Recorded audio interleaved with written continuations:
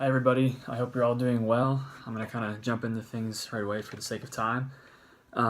So, within the chapter 8 that I've read, and with the class so far, I've definitely been trying to incorporate stuff that I'm learning and kind of seeing things in my athletes that I can definitely use at this class that I've learned to kind of figure more things out and help my athletes out more. So one of the things in the chapter that I wanted to talk about was compliance, especially with the integrated model. So dealing with athletes' personal and situational factors. Um, so definitely trying to realize more of the athlete's personality based upon how they're, whether they're an introvert or extrovert, talking with them through rehab, coming up with plans, figuring out who my people are who are more quiet, trying to do more active listening with them and have more conversations with them to kind of figure out what's going on to help increase better communication with them. And then with some of the other people who are more talkative and don't really um, comply with their rehab as much, and they kind of come in and they're not doing the greatest, trying to have them focus more on the task at hand. And then, especially with their situations, kind of evaluating each athlete's situation based upon what's their role in the team and what they think their role is on the team. There's some athletes I've had that think they're the best on the team, but um, they're just one of the average players on the team, and they come in and take rehab almost. They take it seriously, but they're doing too much, and they're actually causing themselves to flare up, or they're making things worse in some senses where they think they can kind of jump right back into things and return to play, and they're kind of too ambitious in that sense versus someone who is doesn't expect a lot of themselves and they're just on the team and trying to do their best. They come in and they may not be as adherent or compliant with what they're doing. So, trying to realize the different personalities and situations with my athletes is definitely helping me um, kind of tailor their programs and tailor how I'm going to approach talking to them or setting certain things up with them so they can understand the better bigger picture of what's going on.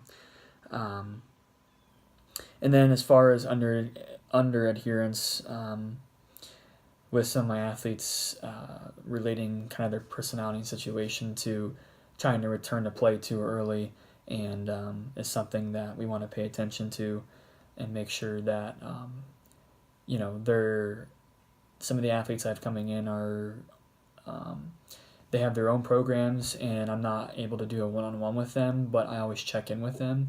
So the communication is key, and I want to make sure that they're not skipping through sets or skipping stuff, because I have witnessed that, and you got to make sure that your athletes aren't doing that and they understand the whole process. I was curious about the interventions listed in the chapter, like the SMOC intervention, which is pretty much the on to off ratio of the tasks and behaviors you complete.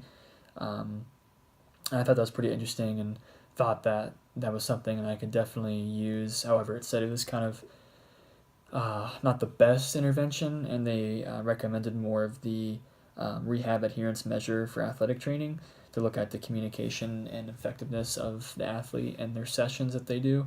So I think I can, definitely incorporate some of those interventions. I think they're interesting, and I'm, gonna start looking them up, trying to understand how to use them and maybe even apply some of them, because I do have some situations right now where athletes are not compliant and they're struggling to understand the process, struggling communication wise with me. And so, I've had to have some sit down conversations with them and the coaches to kind of discuss, things that are going on and try and increase the communication and effectiveness of what they're doing. Um, Also, too, this I think would help with targeting specific things within their treatment that needs work, and using interventions to help with them to work on that. to increase their adherence. Definitely, tailoring their programs based upon their situation, their personality, and how they take things is definitely something that I'm working on.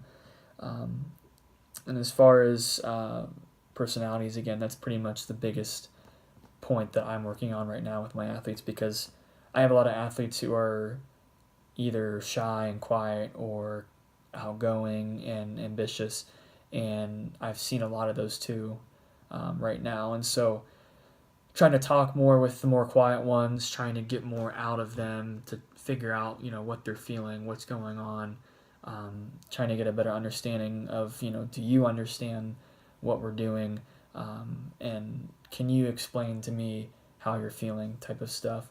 And then more with the extroverted, ambitious people, trying to have them do more focused oriented stuff during rehab, and more close paying more close attention to them, in practice, and what they're actually doing. So we don't have them under adhered so they return too early, or the people who are more quiet and shy, we don't spend too long with them because we're going too conservative and ending up prolonging things when they don't need to be.